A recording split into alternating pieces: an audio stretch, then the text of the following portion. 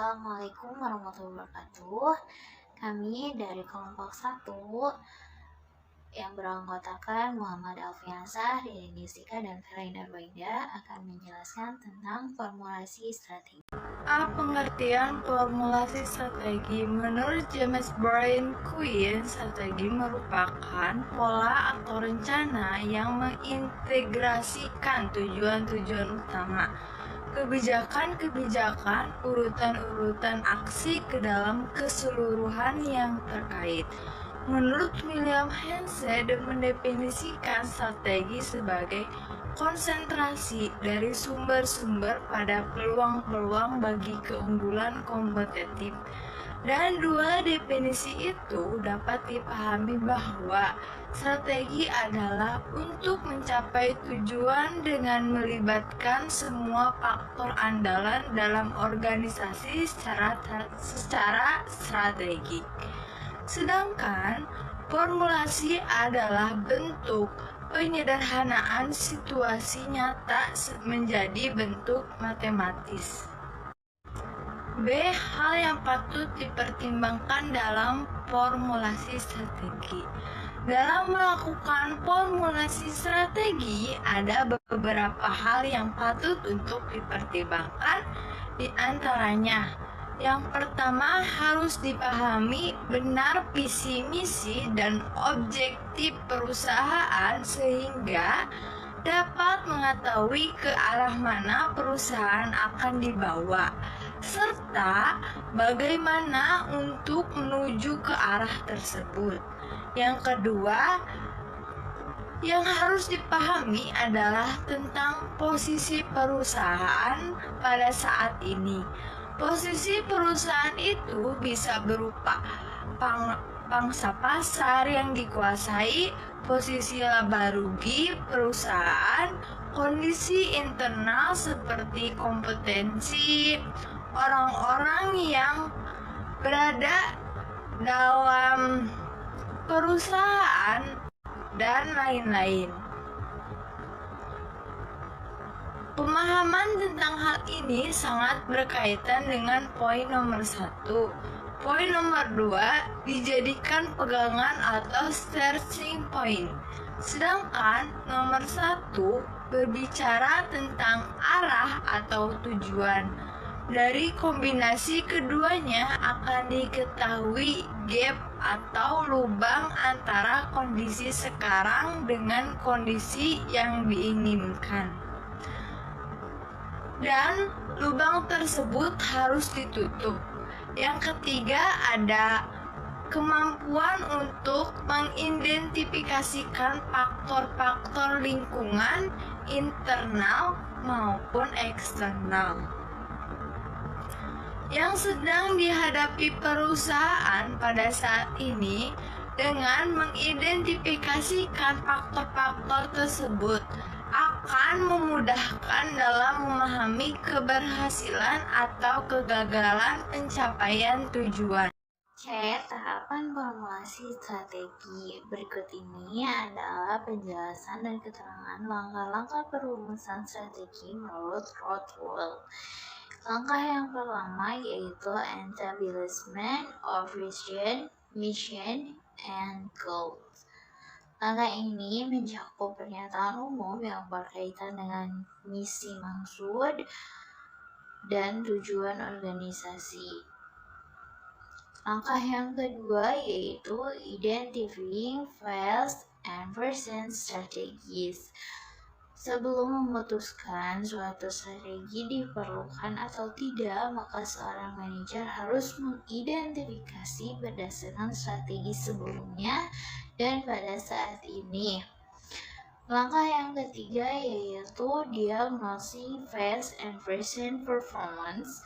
Langkah ini diperlukan untuk mengevaluasi bagaimana strategi terdahulu bekerja dan menentukan perubahan apa yang diperlukan, sehingga laporan sebuah organisasi perlu dikaji lebih dalam.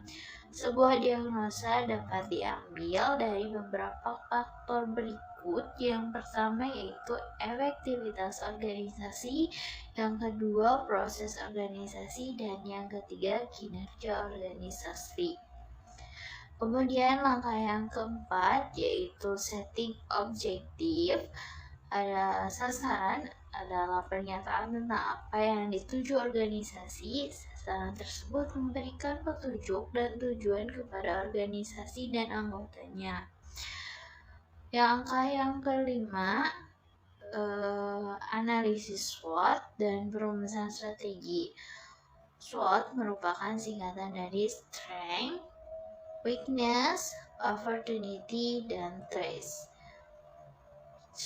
Yang pertama yaitu kekuatan atau strength adalah suatu kondisi di mana perusahaan mampu melakukan semua tugasnya secara sangat baik atau di atas rata-rata industri. Yang kedua yaitu kelemahan atau weakness adalah kondisi di mana perusahaan kurang mampu melaksanakan tugasnya dengan baik dikarenakan sarana dan prasarananya kurang mencukupi. Yang ketiga yaitu peluang atau opportunity adalah suatu potensi bisnis menguntungkan yang dapat diraih oleh perusahaan yang masih belum dikuasai oleh pihak pesaing dan masih belum tersentuh oleh pihak manapun. Yang keempat yaitu ancaman atau threat adalah suatu keadaan di mana perusahaan mengalami kesulitan yang disebabkan oleh kinerja pihak pesaing yang jika dibiarkan maka perusahaan akan mengalami kesulitan di kemudian hari. Langkah yang keenam yaitu develop and evaluate alternative strategy and select strategy. Membuat keputusan strategi adalah elemen kunci pengambilan keputusan pada pembuatan strategi. Berdasarkan analisis ini, keinginan manajemen untuk menentukan strategi akan memberikan organisasi keuntungan kompetitif. Artinya, manajemen berusaha untuk memposisikan organisasi dalam rangka untuk mendapatkan keuntungan relatif terhadap para pesaingnya. Hal ini membutuhkan penilaian yang cermat berdasarkan kekuatan kompetitif yang mendikte aturan bersaing dalam industri di mana organisasi tersebut beroperasi. Oke, selanjutnya di tingkat formulasi strategi. Yang pertama, strategi tingkat perusahaan, corporate level. Strategi tingkat ini menguraikan apa yang ingin Anda capai: pertumbuhan, stabilitas, akuisisi, atau penghematan. Ini berfokus pada bisnis apa yang akan dimasuki ke pasar. Yang kedua, strategi tingkat bisnis, business unit level strategi. Tingkat ini menjawab pertanyaan tentang bagaimana perusahaan akan bersaing. Ini memainkan peran dalam organisasi yang memiliki unit bisnis yang lebih kecil dan masing-masing dianggap sebagai unit bisnis strategis SBU. Strategi bisnis biasanya diformulasikan oleh manajer tingkat bisnis melalui negosiasi dengan manajer korporasi dan memusatkan kepada bagaimana cara bersaing dalam dunia bisnis yang ada. Strategi bisnis harus melalui dan diperoleh serta didukung oleh strategi korporasi. Yang ketiga, strategi tingkat fungsional. Fungsional level strategi. Tingkat ini berkonsentrasi pada suatu organisasi akan tumbuh. Ini mendefinisikan tindakan harian termasuk alokasi sumber daya untuk memberikan strategi tingkat perusahaan dan bisnis. Strategi fungsional merupakan suatu pendekatan terhadap area fungsional untuk mencapai tujuan perusahaan dan unit bisnis dengan memaksimumkan produktivitas sumber daya. Strategi ini dititik beratkan pada pengembangan dan pemeliharaan suatu kompetensi khusus, ya, distinctive kompetensi untuk menghasilkan keunggulan bersaing bagi suatu perusahaan atau unit bisnis. Pilihan strategis. Kriteria yang paling penting adalah kemampuan strategi yang diusulkan dalam menangani faktor-faktor strategis spesifik yang dikembangkan sebelumnya melalui analisis SWOT. Pertimbangan penting lainnya dalam memilih suatu strategi adalah kemampuan setiap alternatif strategi untuk memenuhi tujuan dengan sumber daya terkecil dan efek samping paling sedikit. Dua hal yang berkaitan dengan pemilihan strategi.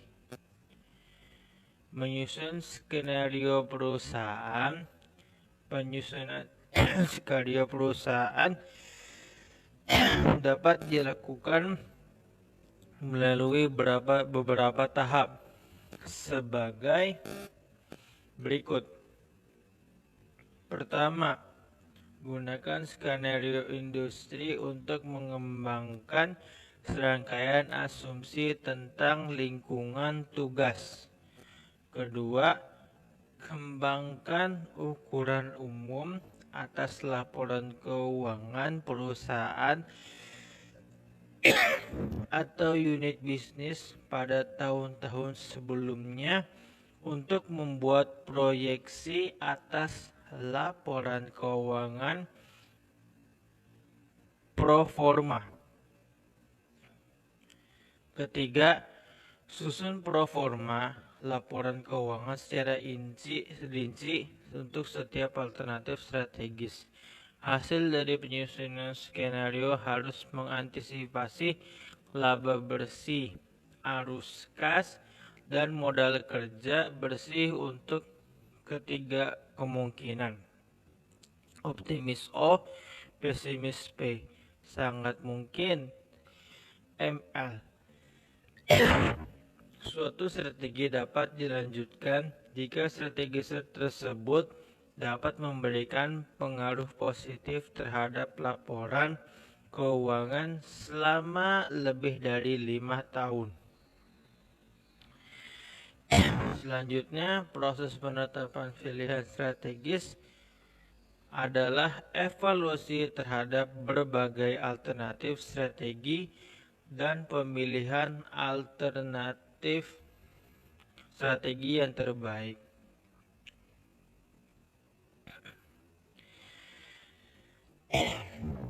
Berdasarkan alternatif strategi yang dihasilkan, setiap alternatif harus dievaluasi untuk melihat kemampuannya memenuhi 4 kriteria berikut. Yang pertama, mutual exclusivity, pelaksanaan satu alternatif strategi terlepas dari atau tidak ada hubungan dengan pelaksanaan alternatif strategi yang lainnya. Sukses. Strategi tersebut harus layak dan memiliki peluang yang baik untuk berhasil. Selanjutnya, completeness. Strategi tersebut harus memperhitungkan semua faktor-faktor strategis internal konsistensi. Strategi tersebut harus masuk akal dan tidak bertentangan dengan Tujuan kebijakan dan strategi yang saat ini sedang dijalankan mengembangkan kebijakan pemilihan terhadap alternatif strategis yang terbaik, bukan merupakan akhir dari formulasi atau perumusan strategi selanjutnya. Selanjutnya, organisasi harus mengembangkan kebijakan. Kebijakan didefinisikan sebagai paduan umum mengenai implementasi strategi. Kebijakan juga dapat membatasi pilihan strategi di masa yang akan datang, sehingga perubahan strategi harus diikuti dengan perubahan kebijakan. Yang keempat, mencari alternatif solusi yang bisa dilakukan untuk mencapai tujuan organisasi secara lebih efisien di masa yang akan datang. Semakin banyak solusi yang relevan yang bisa ditawarkan, bisa juga menunjukkan kemampuan yang selalu berkembang atau selalu diasah dari orang-orang yang berada dalam organisasi atau perusahaan. Atau mungkin juga bisa menunjukkan inovasi dari mereka untuk selalu mengikuti perubahan yang terjadi dan kemampuan untuk mengantisipasi perubahan tersebut. Meskipun hal tersebut mungkin tidak bisa ditunjukkan secara langsung sebagai hubungan sebab akibat,